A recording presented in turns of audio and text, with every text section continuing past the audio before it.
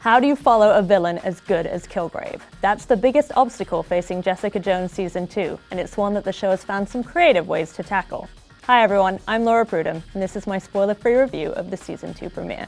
David Tennant's terrifying Kilgrave was such a pivotal figure in the freshman season of Jessica Jones, you can't help but feel his absence in Season 2. But surprisingly, that loss kind of works in the show's favor, at least in the first episode.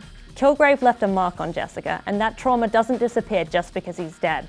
As Frank Castle had to learn in his own Netflix series recently, vengeance isn't a shortcut to freedom, it's just another step down the rabbit hole until you're in so deep you forget who you are and what you're fighting for. Jessica certainly seems lost when Season 2 opens. She's gone back to her PI roots because it allows her to keep people at a distance, and she's purposefully avoiding any cases that carry a whiff of sentimentality or a hint of the unhinged. She's obviously still reeling from the fallout of her relationship with Luke Cage, but aside from a few vague references to Danny Rand and other vigilantes, no one's in a hurry to mention the events of the Defenders directly, which is probably for the best.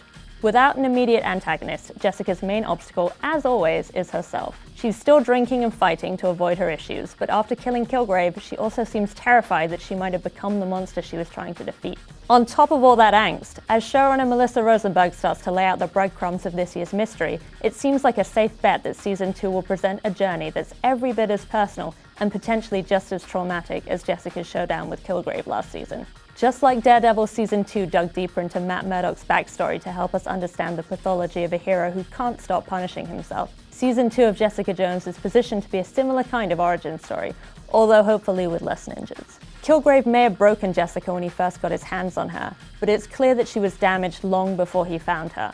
And no amount of drinking can disguise that fact from a private eye as smart as our plucky heroine. Krysten Ritter remains one of the MCU's standout performers with her bruised and brutal portrayal, giving us a character who's always compelling, even when she's trying so hard not to be likable. If you found Season 1 a little too slow, the Season 2 premiere won't do much to change your mind about the series. There are no hallway fights or shootouts, and our heroine's foes are still much more mental than physical. But if you like to see your comic book detectives doing actual detective work, and dealing with the cost of being a vigilante in a surprisingly realistic way, Jessica Jones still packs a powerful punch. Thanks for watching. For more of IGN's Marvel coverage, make sure to check out our Black Panther review and our explainer of how the Punisher already set up its Season 2 villain. And be sure to follow and subscribe wherever you like to watch IGN.